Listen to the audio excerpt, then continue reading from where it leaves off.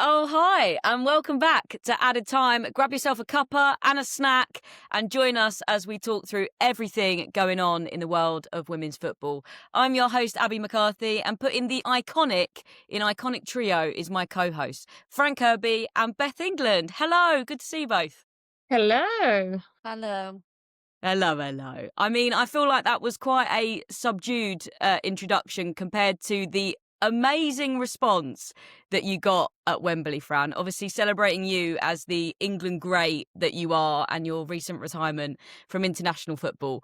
What a reception. I mean, I got goosebumps. God knows how you felt. It was incredible. It was honestly like when I obviously got told that they wanted to do it, I was kind of like, that's all right. I'll just come to the game, have a drink, and just say, a little thank you, and just kind of get on with it. But they they really did pull out all the stops, and my family had an absolutely amazing time. And I feel with stuff like that, of course, it's really nice for me to kind of get that reception and see everyone and do them things. But I think in them moments it's more about your friends and family and the people who have kind of gone through that journey, being able to be there and support people. And of course, I would have loved to have had, and probably another 20 people there who have all played a part in this journey or whatever. But yeah, it was really nice, really intimate. And yeah, I mean, the reception was incredible. And I always struggle sometimes, especially with England, because obviously I was there, well, I've been there for 11 years and probably there when the game obviously wasn't as big or wasn't kind of out there as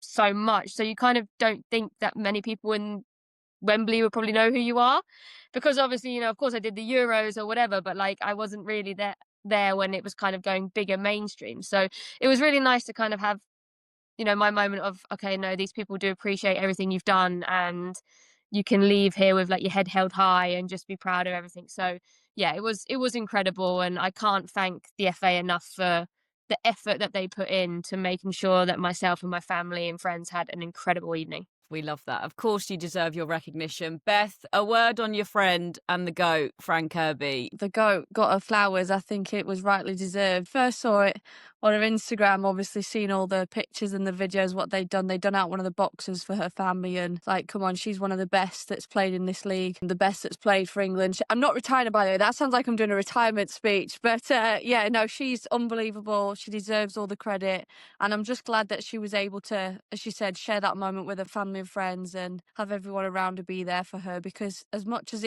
Fran's saying it's for them, it was for her. It is for you, and I'm so glad that everyone got that opportunity to recognise how special you are. Yeah, Thank I hope you. that Fran Kirby suite stays there. I thought it looked really good, Fran Kirby wallpaper coming soon. Yeah, Uh, FK14 forever. I was like, you can just keep that box for me for every game. I'll Yeah, just keep yeah, going yeah, back. yeah. Yes, it was a please, lovely and thank you, box. It was seat. It was phenomenal. beautiful. Hopefully they did good food as well. Yeah, they did, to be fair. My dad even ate it, and that's saying Yeah, something. special actually seeing your dad and your brother there as well, so that was lovely. Special day. And obviously, you got to hold up the Euros trophy from 2022 that you both won. The moment that changed it all for women's football, like you were saying, Fran, that was really the tipping point of women's football going really mainstream and like the whole country kind of getting behind everybody. Take us back to the moment that the team won that, because it must feel different now, obviously, with a bit of distance. Like, was it disbelief? Was it pure partying in the dressing room? What was that moment like then, and then reflecting back on it now? I think in the moment it was relief rather than like a happiness or of course we're happy because we won, but it was more of a, oh my god, did we actually just do that? And I'd been part of tournaments previously where we'd lost in semi-finals every time I played in a tournament. So to actually get to the final, I kind of felt like just getting to the final was like a weight off my shoulders or the team's shoulders. And then actually going to the final and sitting there going, oh my God, now we actually have a chance of winning. Like, we're not going to come third or fourth anymore. Like, we're actually going to come first or second. And I remember when I got subbed off in the game and I was walking round to the dugout where we'd sit, and I don't think I watched the game because I was just so nervous. I was probably like how everyone was in the stadium and watching back home, just kind of like, I can't watch this. I can't, and you kind of sitting there going, please, because obviously, previously there'd been some moments in the game where someone was hurt by something in terms of like missing a penalty or, having something happen. And I was kind of just sitting there thinking, I really hope that this does not happen to someone in this team. I really hope that there's not a moment that costs us winning this trophy, and seeing how that impacted some people, I just never wanted that to happen in the moment, and luckily it didn't, which was amazing. But yeah, I just felt like this huge relief because I didn't know how many other opportunities I was going to get to play in a major tournament for England. So to finally win, final whistle go in, and just being, I think we thought the whistle had blown and then we kept playing for some reason. I'm sure there was a moment where it happened and everyone was like kind of getting up and like, oh no, we're still playing. So like for it to actually finish, it was, yeah, amazing. And to hold that trophy. And by the way, the other day, those who have held the trophy, so Beth, for example, that trophy is heavy. It's Like heavy. it's not light, like it's heavy. It is a heavy trophy. And they were like, just walk Yeah. up and put it on the thing. And I was like, okay, no problem, can do that, no problem. So I was fine with like carrying it, of course, because, you know, I can carry the trophy. But they didn't tell me that this thing was not stable. It wasn't like a plastic box. It was like fabric. So I think if you can watch it zoomed in, you can see I'm trying to hold the trophy and I've got like different things because obviously I didn't want it to drop. I wanted it to face in the right way. So, you know, it wasn't like just put it down. So yeah, for whoever created that thing, make it a plastic box or something. Make it easier. No, what a challenge. You're like trying to Yeah. balance a trophy, like shaking.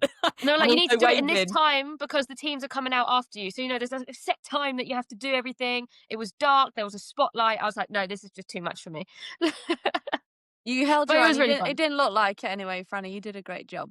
And Yeah. those gym sessions are paying off because you held that trophy well. Yeah, I'm trying my best. Got my creatine in. Beth, take us back to the Euros 2022 for you, getting stuck into the celebrations. Like, how did it feel? Well, I had a sore head the next day. There's no denying that. bet. I think that's up there, one of the most drunkest I've been in my life, to be honest. After that, the celebrations went hard. I remember when we first got to the team hotel to celebrate with family and friends, I went straight, I didn't even see I went straight to the bar. I was like, I need a strong drink. Like now, it had been a long summer, was almost surreal. And we spoke about it before, where you're in camp, you're kind of a little bit close to the public, but in tournament football, you're just in a bubble and everything on the outside is just almost like it doesn't exist. And you're just so fixated on this little bubble. And it was like the bubble just got even bigger when we won. I think I remember when the whistle went and we had won it. I think there was a video of I literally just bolted for Serena. I just like made a beeline for her and went, and I was just like, I didn't know then where to go. And then I was like trying to find my friend on the pitch. I ended up, I think at one point I was running over to Mary, then I was running over to Jet. I was just literally here, there and everywhere. And it was just like, this is going to be such a big moment and everyone's lives are going to change. And that's exactly what's happened because women's football now is huge because of it. But yeah, I think the next day I'm surprised I remembered much because we celebrated pretty hard. I don't even know if I should be admitting that, but I was Of course you battered. should. I was battered. I mean, Absolutely. although Jess Carter was in a lot worse state than I was. I think I remember seeing an interview and I think Kira Walsh was like, oh, Beth was, I was not the drunk. I was very much still aware of my own surroundings, but Jessica Carter was a mess.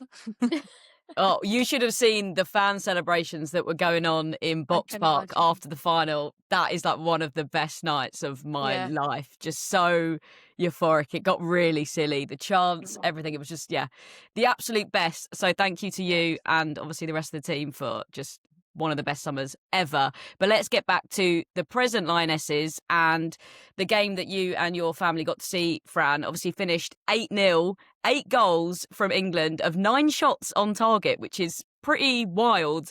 And I know that maybe it ended up being a bit of an easier game than some people predicted, but I loved that it was, you know, straight from the off, an attacking performance. I think that's what fans have wanted to see for a little while now. Some amazing goals in there, I thought. Obviously, being a Lioness fan now, but also being a football fan, I didn't really enjoy the game because you want to see a competitive fixture. It's great that these girls, you know, they get the confidence from scoring goals. It's great for the fans. You know, my family loved it because there was just so many goals. They weren't watching kind of, you know, I think my problem is now when I watch football, I watch it as if I'm analysing it. I wonder if that's because obviously what I'm kind of doing a little bit on the side in terms of, you know, the co-commentary work, punditry work. I'm kind of watching it as a way of what are they doing defensively? Because China looked like they had no idea what they were doing. Sometimes they were in a back six, sometimes they're in a back five, but then the gaps were massive. I was just trying to work it all out and I just didn't really come up with an answer for them, to be honest. But yeah, I think it just showed where England are at in terms of playing against these teams, in terms of the steps that they've taken now to get themselves a position where you can play against teams like China, who, by the way, you know, for however many years, they've always been a very good technical team. They've always been very structured. They've always been, comfortable on the ball. And for them to win a game against China 8-0, you're looking at going, right, going in the right direction. And obviously playing against two teams, obviously China and Ghana, two very different teams that we've not played for a long time, or a team that you could possibly get in the World Cup. I think it's really good preparation for the team, and maybe a confidence in terms of, okay, no, we are still one step above these teams. And even though, I did feel like Ghana actually came and tried to play and actually looked pretty bright in some instances, I think it still shows, where England are at in terms of going into the World Cup and seeing how they fare against them teams. Yeah, absolutely. The Ghana game was a little bit closer, wasn't it? But we'll carry on talking about the goal fest for now. Obviously, Georgia Stanway bagging a hat trick, an amazing player. I think one of my favourites to watch. But for some reason, I always feel like she's a little bit underrated. Yeah, I think the thing with Georgia is she does a lot of the dirty work. She's someone who gets around, she scraps around, and not everyone probably sees maybe the quality that she has on the ball because she does all the dirty work off it. And, when you've got someone as well like Kira Walsh in your midfield who's going to get a lot of the plaudits, and rightly so, in terms of the way that she plays and the way that she controls the game, it's probably a case of, when Georgia does something like that, it doesn't get noticed as much. But I remember I was sitting next to Marin and Joe, one of my good friends, and when they got the penalty, obviously Beth Mead was on a hat trick.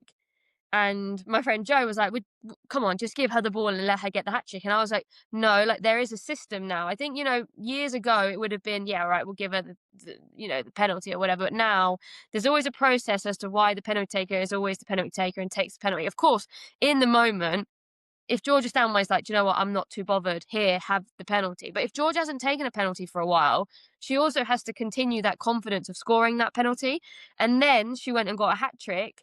And that is why she doesn't give the penalty away, because then she has a chance to get a hat trick. So, she's been reliable for England for so many years in terms of that role that she does. And also, the way that she scores, whether it's a penalty or not, it's really still an important goal. For me, the biggest thing is, again, you're just seeing the calibre of players that can finish goals. You've got Beth Mead on 2, Georgia Stanway hat-trick. The obvious ones that are scoring, amazing again to see Lauren Hemp back in on the score sheet. Ella Toon scoring. Alessia got her goal. I think there were 6 different goal scorers in one game, and if you're saying there was only 9 shots but 8 of them went in, then that's some pretty good statistics going in. So I think it's definitely done confidence levels a world of good, especially for your main players, which you'd expect to be firing on all cylinders. China definitely wasn't at full strength. I know they were missing probably a couple of their key players, but would it have made such a huge difference? I'm not entirely sure. But again, England had to show up, do their job, put on a show at Wembley. That's exactly what they did. And then they were able to see out the year with a win against Ghana. So for me, they did the job perfectly. Serena is obviously giving more minutes now to players that are needing it to prepare for the World Cup and seeing what players can and can't fit in, because if there's a time to do it, you've got a whole year to experiment on where you want these players fitting in and seeing if they can handle playing in front of 60 to 80,000 fans at Wembley, if they can handle doing it in their local areas. So for me, it was a fabulous send-off, not only for Fran, but to see the year out for the Lionesses. Yeah, across the 2 games, there was like a little bit of criticism maybe for Serena from fans a little bit, but more the press, not seeing more new names on the team sheet, people getting minutes. But there were some changes. Lucia Kendall has really shone, hasn't she? She's been spoken about really highly recently. And if you think about it, she wasn't even really on like England's radar, say 6 months ago. So that's a bit of a win. She scored in that game against Ghana in Southampton as well, where it all began for her. I loved her epic knee celebration. She was absolutely living her best life. How impressed have you been by her performances so far, Beth? Yeah, I think, like you said, she probably wasn't on. It's not necessarily she wasn't on the radar, because obviously in the youth setup they work very closely with the seniors. So I think she'll have obviously been monitored, and with obviously there has been injuries. Obviously Georgia Stanway was out for a very long time. Missy Kearns has come in a little bit, and I think it's easy for the media to get wrapped up in, okay, there's new players in, give them their debut. Like in our day, Fran, like we had to fight at tooth and nail. We could end up going on up to 10 camps before you'd get your first cap. And I think sometimes just because players kind of get thrown into that environment, everyone just expects them to play. But Serena's got a winning streak for a reason. She's picked up the most trophies as a manager for a reason. She has a process, and not only is it, you kind of got to be careful with throwing players straight in, because you're opening them up to a whole new world of criticism through media, not just like in club level now. You're talking like globally, where you're in the spotlight, and I think you've got to be very careful on how you get these players like integrated, not only just in the team. You've got to build those relationships on the training pitch there, and then going into such big stadiums. Like, we're pretty much selling Wembley out every England game. So you think if you're first time going in and you're going in and starting, it can be quite overwhelming, on top of the media criticism you're likely to face, depending on the, I guess, the calibre of team that you're going to play. So I think for me, Serena is doing a good job now in terms of how she's managing players coming in. But like you say, seeing obviously people make their debut, we all know how it feels to make our debut. It's one of the best feelings. And like I say, for Lucia scoring at Southampton, I love an E-slide just as much as the next person. So I'm thinking, yeah, do you know what? Yeah, like, if that's your moment, take your flowers and you go for it. If you want to celebrate like it's the World Cup final, then you do it, because it's your career, it's your life. And yeah, it was actually really nice to see. Yeah, I loved it. Like you say, just celebrate the moment. You could see how much it truly meant to her. And talking about debuts, Anna Morehouse finally getting her England debut, and she's been in, so many camps, hasn't she? She's brilliant, but she officially gets her Lionesses moment.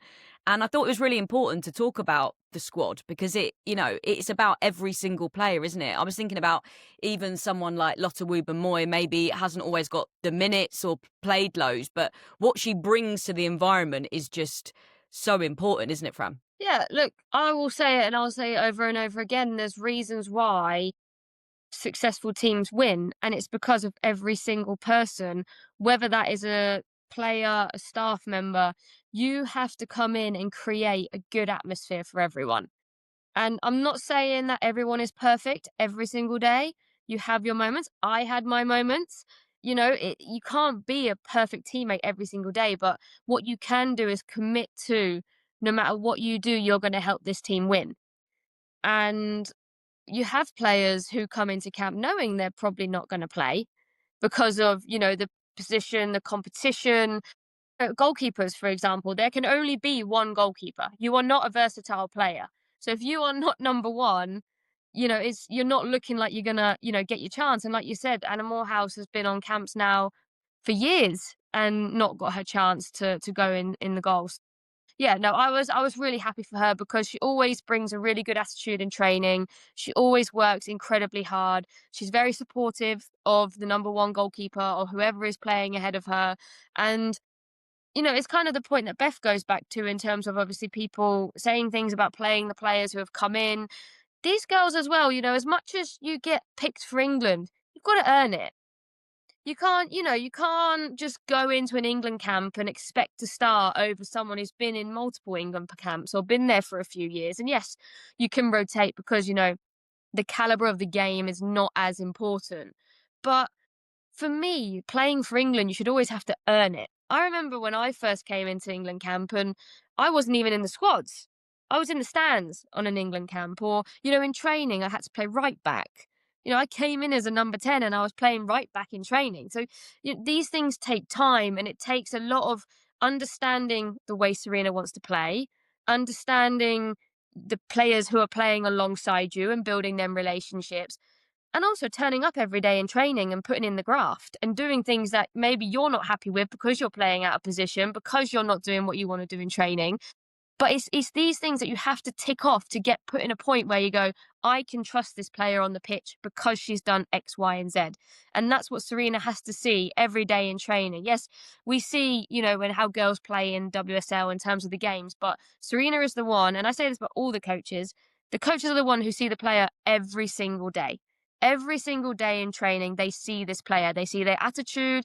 They see the way that they train, whether they're training well, whether they're not training well. Can they sustain themselves at the level in terms of WSL to international, it's such a big jump in terms of how is she going to adapt in our training session. So Anna Morehouse is a perfect example of that, of someone who has had to endure being on the bench for so long and getting her opportunity because she has done X, Y, Z, maybe even A, B, C, D, E, F. It's such a process. So I'm really happy for her. And for everyone who is stressing about the fact that these players maybe have not been given the chance, they will get given their chance as soon as they're in a position where everyone around them is comfortable that they can be at that level and also not get injured. Not overload them, not make them go to another level that they're not quite ready for. Yeah, maybe as fans we need to learn a bit of patience. That's never really been my strong point, but I'll do my best. And I wish Anyway, people were complaining back in the day when I didn't play for England for the first 10 camps. I would Yeah. have loved that, but yeah, go. I want to get Fran Kirby on right now. Yeah. International break, chat done. Let's look ahead to the games happening this weekend in the WSL. We'll start with you, Beth. You and Spurs at home against Aston Villa. How are you feeling for that one? Yeah, excited obviously for the few of us that haven't obviously been away on the camps. It's always a good opportunity to get a bit of rest, but also some good, more shorter, sharper sessions back at home base. So for me, it's kind of like I'm itching to now get ready back into game mode, get the games going again. I know there's only a couple of games now and then it's the Christmas break again. But yeah, I think it's going to be an exciting game. Obviously, they didn't start their season too great, Villa, but they've started coming out with some good results now. So I think it's going to be a difficult one. I think hopefully it's going to be in our favour, the fact that it's at home. But yeah, I think it's going to be an exciting game, and yeah, I'm just ready for the games to be back now and feeling part of it again. Yeah, love it. Ready and raring to go. Fran, Brighton are playing at London City Lionesses away. I'm expecting this to be a really good game. Yeah, I think it will be. I think, we started a little bit of prep for them a couple of weeks ago when we had everyone in because we didn't have a game on the weekend. So it probably gave us a couple more days just to kind of look at them a little bit, nothing too crazy. So that was quite good in terms of seeing a bit more of them. But obviously, they've really started to pick up some form now and have really kind of pushed themselves up the table. So yeah, we definitely have to go there with the aim to win and try and catch up to them a little bit and kind of keep ourselves, as high as we possibly can. But yeah, going away to them and the way that they are playing at the moment, it's going to be a really, really tough game for us. And obviously as well, you've got players coming back from all parts of the world in terms of internationally. So you don't know how players are going to come back in. Can they train tomorrow, for example, if they've landed this morning from Japan, Australia, America, or wherever they've come from? So it's going to be an interesting weekend because I think you're going to see people maybe not playing who have been playing a lot because of their travel journey and how many games they played internationally. So I'm really excited for the game. I think it's going to be a good one, that's for sure. Yeah, I'm expecting some goals, bit of a goal fest. That would be my prediction. For us. Some Of clean course. sheets would be nice.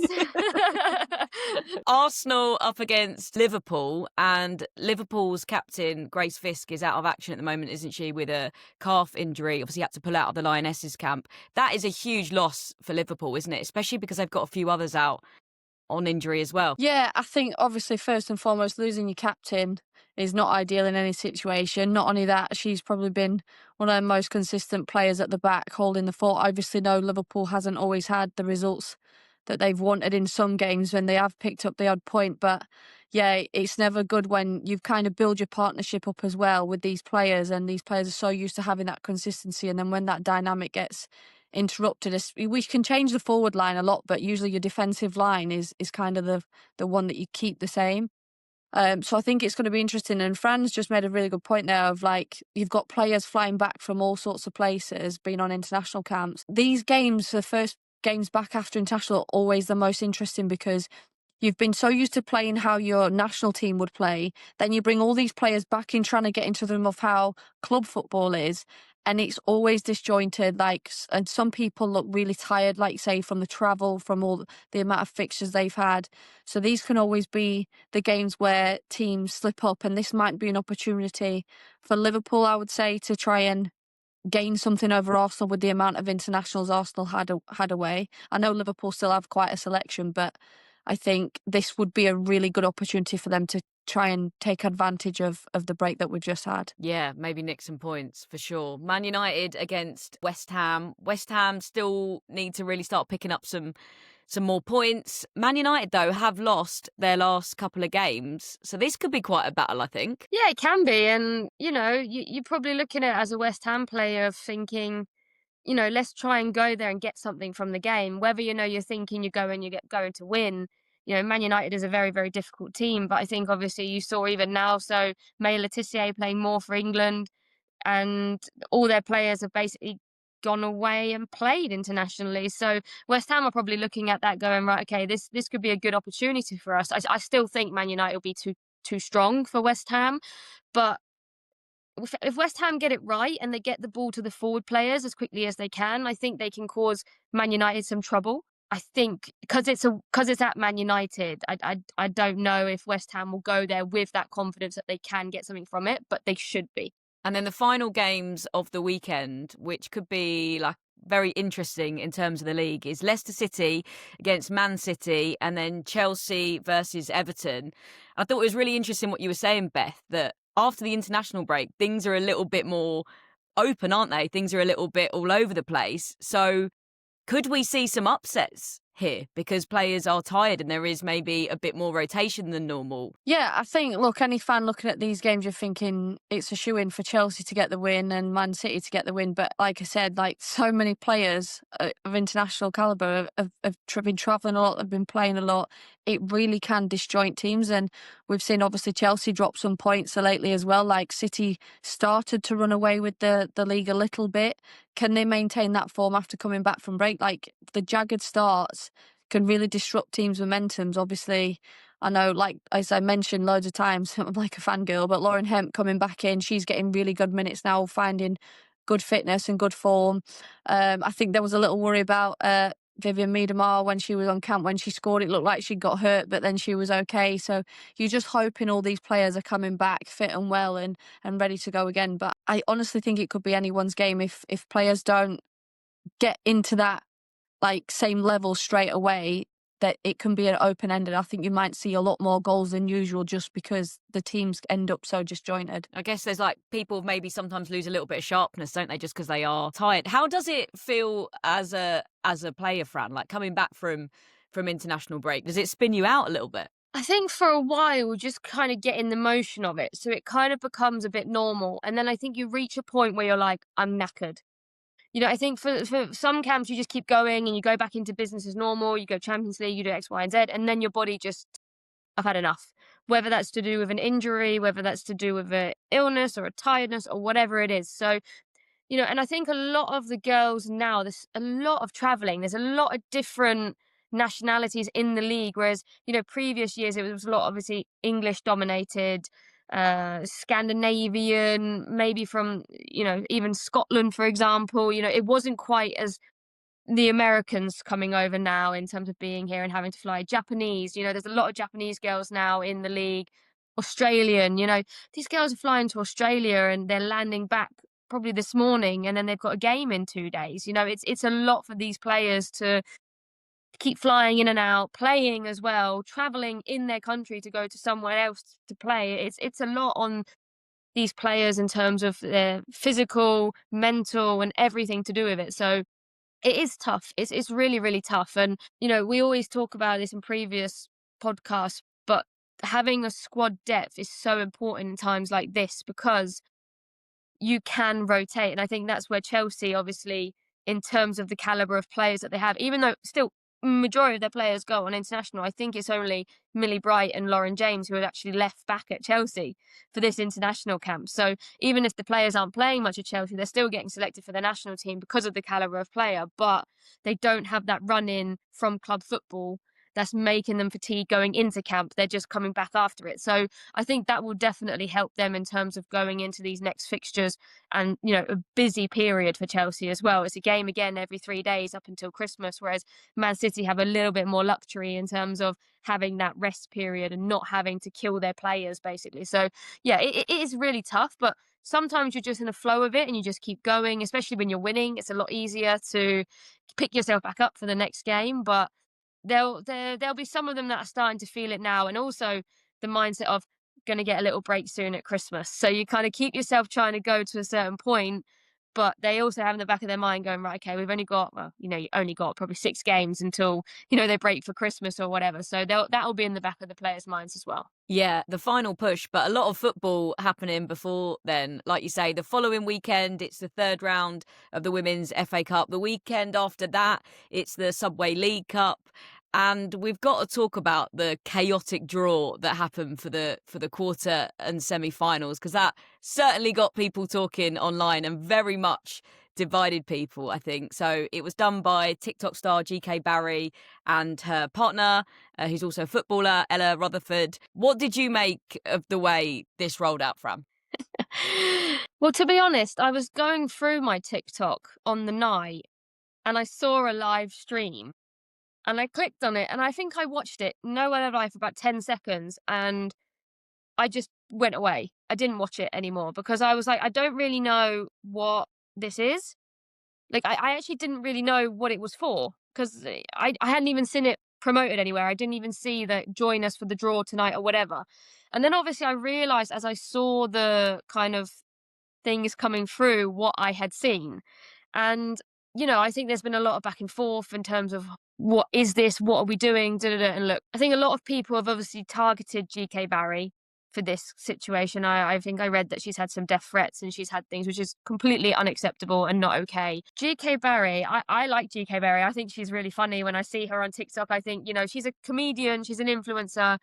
So if you hire GK Barry to do something, she is going to perform as GK Barry because that is what it is. So I don't think, like, obviously, you can talk about the innuendos that she made, but I think the people behind the scenes who thought of this idea are more of the problem than the two who were doing the draw. Obviously, Ella Rutherford being a footballer, there's absolutely no issue there in terms of her doing that.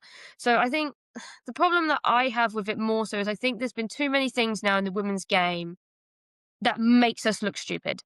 And I'm sorry, that might sound really brutal and really kind of just flat out, but it makes it look not serious. And women's football is an elite sport. It is elite. That is what we're trying to do. It's what we've been trying to do for so many years. And for so many years, it's been knocked down by people going, no, it's not. No, it's not. We don't want to watch it. We don't want it on TV. And we're getting it to a point where we've actually got there. And it's people behind the scenes who actually work in it are making it look worse. And I don't understand why they're doing these things when women's football is in a really good place and we can make it into something so special and big and diverse and welcoming that now we have put it in a box where this is who we're going to target it to, and these are the only people we're going to target it to, and we're not going to do it for anyone else. We're making it about football fans because, we'll do it for these football fans because they don't understand football. But there's a lot of women's football fans who want to watch it because of the football, not because of the silliness that comes with it or the show or whatever. So I think it's in a bit of a difficult position right now, and I think it needs to try and get itself back out. And I think the people behind the scenes have to also appreciate and acknowledge that there are women's football fans out there who support the women's game because they like the way that some of the girls play football. We have to find a way to get back to the football and not make it look like this silliness, and we need to make it quirky and fun for people to take note of it, because there are people out there. Of course, you have to cater for both. There is that element, but at the moment, we're only catering for one. We're not catering for the women's football fan who likes football. So for me, it's getting in a dangerous spot. But as I said, I think people behind the scenes need to really look at themselves and go, where do we want to take this and what do we want to get from it? Because I'm always about the product on the pitch. And I want women's football to excel because the standard is good, the quality of the presenting is good, the quality of the show is good, not because we are appealing to people who, we perceive don't know the offside rule when they do. Yeah, I think that's what it is. There's been a kind of run of it, hasn't there? It's this draw saga. Before that, it was Sky Halo. It's like everyone's trying to make women's football aimed at a very certain group of people and ignoring the fans that are actually in front of them and have got the game to where it is. But I totally agree with you on GK Barry as well. I think she's hilarious, but her whole thing is that she's got, a filthy sense of humour. She doesn't really care what she says. She's unfiltered. So God knows why the WSL booked her, I actually saw a really funny comment that I thought summarised it perfectly. They were like, it's like if you booked Alan Carr to do the draw and then you complained that he was too camp. I was like, exactly. Like, just look at her content and you would have known what you were getting. But a quick word from you, Beth, obviously, because, you know, there was some comments made about Spurs. What's been like the club's kind of stance on it? Well, firstly, I think that was like a mic drop from Fran there with what she offloaded. I think she summarised it well. But from Tottenham's point of view, it's not great to see. It's not great to know that that's how the draw went about. But I know behind the scenes, the club had received an apology from the league and it was being dealt in hand. So as long as everything's okay that end, like, it's our job to do the job on the pitch ultimately. But you just hope for women's football that everyone can do better, because this is people's lives, this is people's careers and what people work their whole life for, and we're not a joke. And as Fran said, we've spent many years building this franchise to be elite, and that is exactly what it is. So it's sad that it happened again, and people in charge need to do better. It's never a quiet week, is it, in women's football? And we'll be back to debrief on everything again next week. We will see you then. Thank you so much for listening.